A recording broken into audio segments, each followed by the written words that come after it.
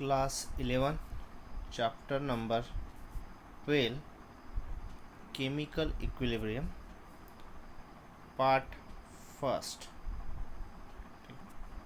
तर can you recall त्याच्यात बघा, what are types of following change. आपल्याला काही चेंज दिलेत, ते कुठल्या टाईपचे ते आपल्याला बघायचं आहे. Natural waterfall. Okay, natural waterfall म्हणजे काय? वॉटर काय असतं, हाय लेवलवरनं लो लेवलला काय होतं, फ्लो होतं. ठीक आहे. नंतर spreading of smoke from burning incense stick. जी आपली अगरबत्ती असते ती बर्न झाल्यानंतर स्मोक काय होतो, स्प्रेड होतो. ओके. नंतर diffusion of fragrance of flower. फ्लॉवरचा जो स्मेल आहे तो एअरमध्ये काय होतो, डिफ्यूज होतो. Can the above change take place in opposite direction. हे अबो जे चेंजेस झाले बघा, नॅचरल फॉल म्हणजे काय, वॉटर हायपासून लो लेवलला फॉल होणे, याला आपण नॅचरल वॉटरफॉल म्हणतो. तर लोपासून हायला होईल का, नाही होणार, नॅचरली नाही होणार.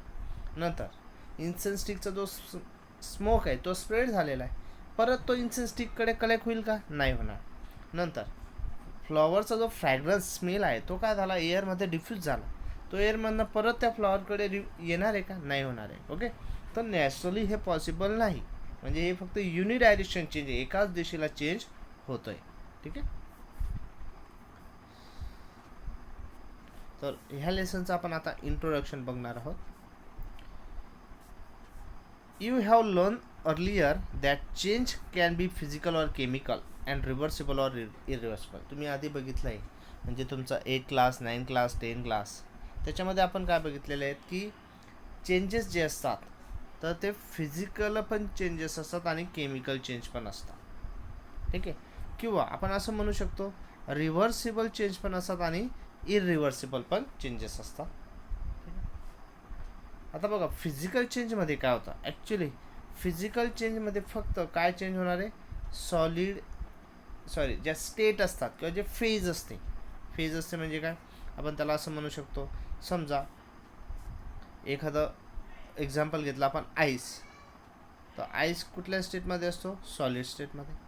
त्याला हीट दिली का काय होईल, तो किंवा हीट ॲब्झॉर्ब केली का काय होईल, त्याचा लिक्विड. ओके, म्हणजे वॉटरमध्ये झालं, वॉटर कसं आहे, लिक्विड आहे. वॉटरला जर आपण टेम्परेचर कमी केलं परत काय होईल, तो आईस होईल. हा फिजिकल चेंज आहे, फक्त काय होतं आहे, सॉलिड टू लिक्विड. तसंच वॉटर घेतलं, वॉटरला हीट दिली, वॉटर लिक्विड स्टेटमध्ये, वॉटरला हीट दिली, वॉटर काय होईल, स्टीममध्ये. स्टीम म्हणजे ते वॉटरच आहे, फक्त काय झालं, तो लिक्विडचं कन्वर्जन गॅसमध्ये झालं, लिक्विडचं कन्वर्जन गॅसमध्ये झालं किंवा वेपर्समध्ये झालं. म्हणजे फक्त काय चेंज होतं आहे, स्टेट चेंज होते किंवा फेज चेंज होते, त्याला फिजिकल चेंज म्हणायचं.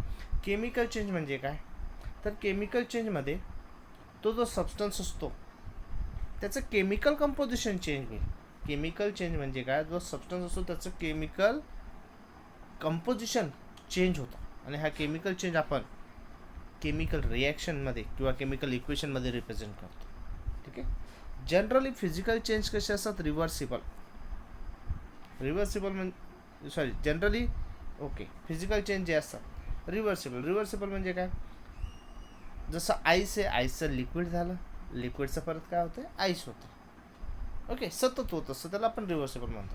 इरिव्हर्सिबल म्हणजे काय, एक वेळा चेंज झाल्यानंतर परत पहिला सबस्टन्स किंवा पहिला जे मॅटर आहे तो ऑप्टेन होणार नाही, त्याला आपण काय म्हणतो, इरिव्हर्सिबल असं म्हणतो. म्हणजे इरिव्हर्सिबल हा परमनंट असतो, इरिव्हर्सिबल हा चेंज कसा असतो, परमनंट असतो. ऑल चेंजेस लिस्टेड अबो आर इरिव्हर्सिबल फिजिकल चेंज. आपण जे वरती एक्झाम्पल बघितले कॅनेडिकॉनमध्ये, ते जे सगळे चेंजेस आहेत ते कसे आहेत, इरिव्हर्सिबल म्हणजे एकाच दिशेने, पहिल्यासारखं ते होऊ शकत नाही. आणि फिजिकल चेंज काय आहे, फिजिकल चेंज आहे. You have also learn earlier that chemical change can be represented by chemical reaction. तर तुम्ही आधी बघितलं आहेत, आधी शिकले आहात, जो केमिकल चेंज असतो तो आपण कशात रिप्रेझेंट करतो, केमिकल रिॲक्शनमध्ये. केमिकल चेंज हा नेहमी केमिकल रिॲक्शनमध्ये रिप्रेझेंट आपण करत असतो.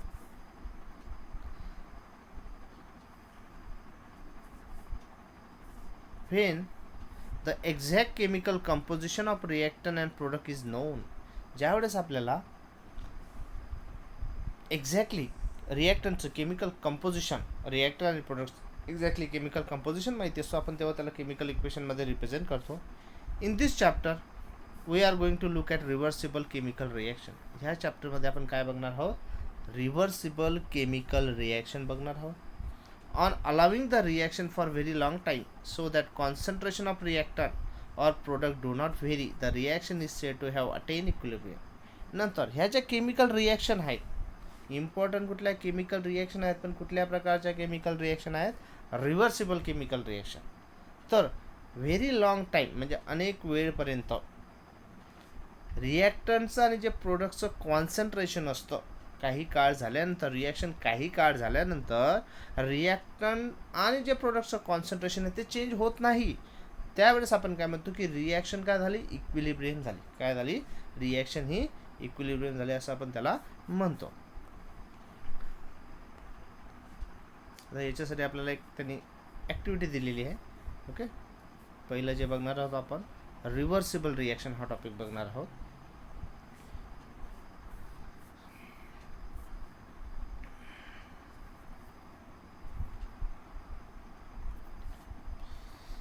Dissolve 4 gram cobalt chloride in 40 ml water. बघा 4 ग्राम कोबाल्ट क्लोराईड घेतलेला आहे आणि तो 40 ml वॉटरमध्ये काय केला? डिझॉल्व केला. It form reddish pink solution. 4 gram cobalt chloride 40 ml वॉटरमध्ये टाकल्यानंतर आपल्याला रेडिश पिंक कलरचं सोल्युशन ऑप्टेन होतो. Add 60 ml concentrate HCl to this. नंतर ते जे रेडिश पिंक कलरचं सोल्युशन आहे त्याच्यामध्ये आपण 60 ml काय केलं? कॉन्सन्ट्रेटेड HCl ॲड केला. It will turn violet. आधी कलर कुठला होता? रेड पिंक होता. आता कलर काय झाला? HCl टाकल्यानंतर व्हायलेट झाला. Take 5 ml of this solution in test tube and place it in beaker containing ice water mixture. नंतर काय केलं आपण? आता हे जे व्हायलेट कलरचं सोल्युशन आहे त्याच्यातनं आपण 5 ml सोल्युशन काढून घेतलं टेस्ट ट्यूबमध्ये आणि ही टेस्ट ट्यूब आपण अशा बीकरमध्ये ठेवली की ज्या बीकरमध्ये आईस वॉटरचं मिक्सचर आहे. आईस वॉटरचं मिक्सचर आहे म्हणजे टेम्परेचर कमी आहे. अशा बीकरमध्ये ती टेस्ट ट्यूब ठेवली. The colour of solution will become pink. तर तो जो व्हायलेट कलरचा होता 5 ml आपण सोल्युशन घेतलेलं त्याचा कलर चेंज झाला, परत पिंक झाला. Okay, place the same test tube in a beaker containing water at 90 degree Celsius. नंतर ती टेस्ट ट्यूब काढली, तिचा कलर काय होता? आता पिंक होता. ती आपण अशा बीकरमध्ये ठेवली की त्या बीकरमध्ये जे वॉटर आहे ते 90 डिग्री सेल्सिअस टेम्परेचर असलेलं वॉटर आहे. The colour of solution turns blue. आता त्या जो सोल्युशन होता त्याचा कलर काय झाला? ब्ल्यू झाला. ठीक आहे, तर अशा पद्धतीची ॲक्टिव्हिटी आहे. बघा पिंक कलर आहे, जर आपण त्याला हीट दिली म्हणजे जास्त टेम्परेचरमध्ये ठेवलं तर कसं होतं? व्हायलेट किंवा ब्ल्यूमध्ये होते. आणि जर आपण त्याला कमी टेम्परेचर जर केलं तर त्याचा कलर ते कूल होऊन काय होते? कलर त्याचा पिंक कलर परत ऑप्टेन होत आहे. ठीक आहे, तर ही जी कंडिशन आहे test tube in cold water आणि ही जी कंडिशन आहे test tube in a hot water. In the above activity, the change in color of solution is caused by chemical reaction which reverses direction with change of temperature. आता ही जी above activity बघितली याच्यात काय बघितलं आपण? Colour change होत आहेत. सोल्युशनचे काय होतात? कलर चेंज होतात. कशामुळे चेंज होत आहेत? तर केमिकल रिॲक्शन होते. काय होते? केमिकल रिॲक्शन होते, त्यामुळे कलर चेंज होत आहे. आणि रिॲक्शन कशी होते? रिव्हर्स होते. रिॲक्शन कशी होते? रिव्हर्स डायरेक्शनमध्ये पण होते. म्हणजे बघा रिॲक्शनला 2 डायरेक्शन आहे. एक असतो आपण रिॲक्टंट घेतलेला, रिॲक्टंटपासून काय होतं? प्रोडक्ट ही झाली फॉरवर्ड डायरेक्शन. नंतर प्रोडक्टपासून रिॲक्टंट ही झाली बॅकवर्ड डायरेक्शन. म्हणजे इथं जी रिॲक्शन होते फॉरवर्ड डायरेक्शनला पण होते, बॅकवर्ड डायरेक्शनला पण होते. पण याच्यासाठी कंडिशन काय? With change of temperature. Temperature जर आपण चेंज केलं तरच रिॲक्शन काय होते?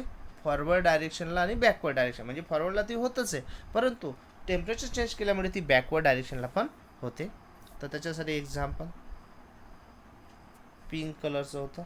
ठीक आहे, जेव्हा कूल असेल म्हणजे टेम्परेचर कमी असेल त्याच्यामध्ये आपण HCl ॲड केलं होतं. ठीक आहे, जर आपण त्याला हीट दिलं तर तो काय होतो? ब्ल्यू कलरमध्ये ऑप्टेन होतो. ओके, आणि त्यालाच जर आपण कूल केलं तर तो परत पिंक कलरमध्ये ऑप्टेन होतो. म्हणजे इथं आपण टेम्परेचर चेंज करतो म्हणून रिॲक्शन काय होते? बोथ डायरेक्शनला. Okay, the reaction of above activity is example of reversible reaction. आपण जे वरची रिॲक्शन बघितली ती कुठली रिॲक्शन होती? रिव्हर्सिबल. रिव्हर्सिबल रिॲक्शन म्हणजे काय? जी रिॲक्शन दोघं डायरेक्शनला म्हणजे reactant to product, product to reactant दोघंकडे होते तिला आपण रिव्हर्सिबल रिॲक्शन म्हणतो. These are many chemical reaction which appear to proceed in a single direction. तर अशा अनेक रिॲक्शन आहेत ज्या फक्त सिंगल डायरेक्शनला पण होतात. आपण जी ॲक्टिव्हिटीमध्ये बघितली ती दोघं डायरेक्शनला रिॲक्शन होते, फॉरवर्ड आणि बॅकवर्ड. परंतु अशा अनेक रिॲक्शन आहेत ज्या फक्त सिंगल डायरेक्शनला ह्या होत असतात. Example, carbon solid oxygen gas burn केलं, काय फॉर्म झाला? CO2 गॅस फॉर्ममध्ये. ही रिॲक्शन आता बघा काय, फक्त रिॲक्टंट टू प्रोडक्ट फॉरवर्ड डायरेक्शनची रिॲक्शन. कुठली? फक्त फॉरवर्ड डायरेक्शन. नंतर पोटॅशियम क्लोरेट आहे 2 मोल्स सॉलिड, त्याला हीट केलं, 2 मोल KCl सॉलिड मिळाला, 3 मोल ऑक्सिजन गॅस मिळाला. ही रिॲक्शनसुद्धा काय? रिॲक्टंट टू प्रोडक्ट फॉरवर्ड डायरेक्शनची रिॲक्शन आहे. मग जी रिॲक्शन फक्त फॉरवर्ड डायरेक्शनला होते किंवा एकाच डायरेक्शनला होते त्याला आपण काय म्हणतो? These are called irreversible reaction. हे जे दोघं एक्झाम्पल बघितले आपण हे दोघं इरिव्हर्सिबल रिॲक्शन. इरिव्हर्सिबल म्हणजे फक्त एकाच डायरेक्शनने रिॲक्शन होते. They proceed only in single direction until one of the reactant is exhausted. ह्या ज्या रिॲक्शन असतात या फक्त सिंगल डायरेक्शनने होतात जोपर्यंत रिॲक्टंट यूज होतो तोपर्यंत. There direction is indicated by an arrow. बघा तर ह्या रिॲक्शनच्या डायरेक्शनसाठी आपण काय यूज करतो? ॲरो. आता ॲरोचा जो पॉईंट आहे टुवर्ड्स द प्रोडक्ट, पॉईंट कुठं असतं? Towards the product. प्रोडक्टच्या बाजूला बरोबर ॲरोचा हेड असणार आहे. ऑन कॉन्ट्ररी याच्या उलट reversible reaction proceed in a both direction. ज्या रिव्हर्सिबल रिॲक्शन असतात त्या दोघं डायरेक्शनला प्रोसीड होतं असं आपण त्याला दाखवतो. The direction from reactant to product is forward reaction. म्हणजे बघा रिॲक्टंट टू प्रोडक्ट जे डायरेक्शन आहे त्याला आपण म्हणतो forward reaction. Whereas opposite reaction from product to reactant is called reverse or backward reaction. आणि जे अपोजिट डायरेक्शन आहे रिॲक्शनचं प्रोडक्टपासून रिॲक्टंटपर्यंत त्याला आपण काय म्हणतो? बॅकवर्ड रिॲक्शन किंवा त्याला रिव्हर्स रिॲक्शन म्हणतो. लक्षात येते का मित्रांनो? A reversible reaction is denoted by drawing in between the reactant and product a double arrow, one pointing in the forward direction and other is a reverse direction. तर अशा ज्या रिव्हर्सिबल रिॲक्शन असतात तिथं जो ॲरो केलेला असतो किंवा arrow show केलेला असतो रिॲक्टंट आणि प्रोडक्टमध्ये तो असतो डबल ॲरो. हे बघा डबल ॲरो तर अशा पद्धतीने दाखवता किंवा अशा पद्धतीने दाखवता. वन पॉइंटिंग इन फॉरवर्ड, ए आहे फॉरवर्डसाठी, ए आहे बॅकवर्डसाठी, ए आहे फॉरवर्डसाठी, ए आहे बॅकवर्ड डायरेक्शनसाठी. ओके. तर रिव्हर्सिबल रिॲक्शनचं एक्झाम्पल दिलं आहे बघा आपल्याला इथं. हायड्रोजन गॅस फॉर्ममध्ये, आयोडीनसुद्धा गॅस फॉर्ममध्ये रिॲक्शन होते, HI फॉर्म होतो, हायड्रोआयोडिक ॲसिड फॉर्म होतो. परत हे हायड्रोआयोडिक ॲसिडपासून काय होते? परत हायड्रोजन आणि ऑक्सिजन काय होतं? परत ऑप्टेन होते. म्हणजे रिॲक्शन दोघं ही आहे forward direction reactant to product, प्रोडक्टपासून परत रिॲक्टंट ऑप्टेन होतं, हे झालं बॅकवर्ड रिॲक्शन. ठीक आहे. तर ही रिॲक्शन कुठल्या टाईपची आहे? रिव्हर्सिबल. अशा रिॲक्शनला काय म्हणतो आपण? रिव्हर्सिबल रिॲक्शन असं म्हणतो. दुसरं एक्झाम्पल दिलं आहे, ॲसिटिक ॲसिड आहे, ॲक्वॅस आहे, वॉटर लिक्विड आहे. रिॲक्शन झालं, ॲसिटेट आयन फॉर्म झालं, हायड्रोनियम आयन्स. परत हे झालं फॉरवर्ड. बॅकवर्डला काय होतं? परत ॲसिटेट आयन आणि हायड्रोनियम आयनपासून परत ॲसिटिक ॲसिड आणि वॉटर फॉर्म होतं. ठीक आहे. हे झालं बॅकवर्ड. ठीक आहे. तर ही रिॲक्शनसुद्धा आपली रिव्हर्सिबलचं एक्झाम्पल आहे. Consider example of decomposition of calcium carbonate. आता कॅल्शियम कार्बोनेटचं एक्झाम्पल आपण बघतोय पुढच्या याच्यामध्ये. Calcium carbonate when heated strongly. जेव्हा आपण कॅल्शियम कार्बोनेटला काय करतो? हीट करतो स्ट्रॉंगली हीट केलं. Decompose to form calcium oxide and carbon dioxide. Decomposition होतं म्हणजे काय होतं? कॅल्शियम कार्बोनेटचं ब्रेकिंग होतं. ब्रेकिंग होऊन काय होतं? CO2 फॉर्म होतं गॅस फॉर्ममध्ये आणि कॅल्शियम ऑक्साईड फॉर्म होतं सॉलिड. आणि हे काय झालं? गॅस फॉर्ममध्ये. ओके. तर ही डिकम्पोजिशन रिॲक्शन आहे. ठीक आहे. If this reaction is carried out in close container or open container, what do you observe? आता बघा कॅल्शियम कार्बोनेटची रिॲक्शन आपण जी करतो त्याला जर स्ट्रॉंगली हीट करतोय आपल्याला CO2 आणि CaO म्हणजे कॅल्शियम ऑक्साईड ऑप्टेन होईल. बरोबर आहे. पण आपण काय बघणार आहेत? ही रिॲक्शन आपण जर क्लोज कंटेनरमध्ये केली किंवा ओपन कंटेनरमध्ये केली तर आपल्याला काय ऑब्झर्व होईल ते आता आपण बघणार आहोत. त्याच्या आधी आपण डू यू नो बघू. The close system. Close system म्हणजे काय? In a close system there is no exchange of matter with the surrounding. Close system म्हणजे काय? अशी सिस्टीम असते की ज्याच्यामध्ये एक्सचेंज ऑफ मॅटर होत नाही. जो मॅटर आहे तो एक्सचेंज होत नाही. No exchange of matter with the surrounding. सराउंडिंगची तिची रिॲक्शनचा मॅटर चेंज होणार नाही. ओके, म्हणजे इंटरचेंज होणार नाही काही. In an open system exchange of both matter and heat occur with the surrounding. परंतु ओपन सिस्टीममध्ये काय होतं? मॅटर आणि हीट दोघं काय होतं? सराउंडिंग बरोबर एक्सचेंज होतात. ठीक आहे. तर अशा पद्धतीने आपण क्लोज सिस्टीम आणि ओपन सिस्टीम हे काय आपण समजणार आहोत. कारण पुढची जी रिॲक्शन आहे ती आपण ओपन सिस्टीम आणि क्लोज सिस्टीममध्ये करून बघणार आहोत कॅल्शियम कार्बोनेटची.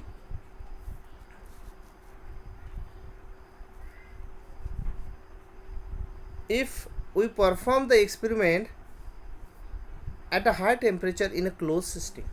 समजा आपण एक्सपेरिमेंट काय केला? परफॉर्म केला आणि त्याच्यासाठी सिस्टीम कशी घेतली? Close system. क्लोज सिस्टीम म्हणजे काय? आपण एक कंटेनर घेणार आहोत. हे काय घेणार आहोत? कंटेनर घेणार आहोत. ठीक आहे. तर ते असं कंटेनर असेल की आतमध्ये जी रिॲक्शन होते त्याचं मॅटर बाहेर जाऊ शकत नाही. We find that after certain time. तर काही थोड्या वेळानंतर we have some calcium carbonate present. तर थोडं कॅल्शियम कार्बोनेट काय असेल? प्रेझेंट असेल. ठीक आहे. If we continue the experiment over a longer period of time at the same temperature we find that concentration of calcium carbonate, calcium oxide and carbon dioxide are unchange. तर आपल्याला काही अजून थोड्या वेळानंतर असं लक्षात येईल या एक्सपेरिमेंटमध्ये की सेम टेम्परेचर कसं असणार आहे? सेम. तर जे कॉन्सन्ट्रेशन आहे कॅल्शियम कार्बोनेटचं, तसंच जे कॉन्सन्ट्रेशन आहे कॅल्शियम ऑक्साईडचं आणि कार्बन डायऑक्साईडचं ते अनचेंज होते. म्हणजे आपल्याला असं वाटतं रिॲक्शन काय झाली? स्टॉप झाली असं आपल्याला वाटतं आहे. काही वेळानंतर म्हणजे आपण असं कन्सिडर करू, एक कंटेनर घेतलं आहे. ओके, आणि ह्या कंटेनरमध्ये काय आहे? तर आपण घेतलेलं आहे कॅल्शियम कार्बोनेट. इथं काय घेतलं आहे? कॅल्शियम कार्बोनेट आहे. त्याला आपण हीट दिली. हीट दिल्यानंतर हा CO2 फॉर्म झाला इथं, आणि जो कॅल्शियम ऑक्साईड असेल तो त्याच्यातच असेल. ठीक आहे. तर काही वेळानंतर आपल्याला काय वाटणार आहे?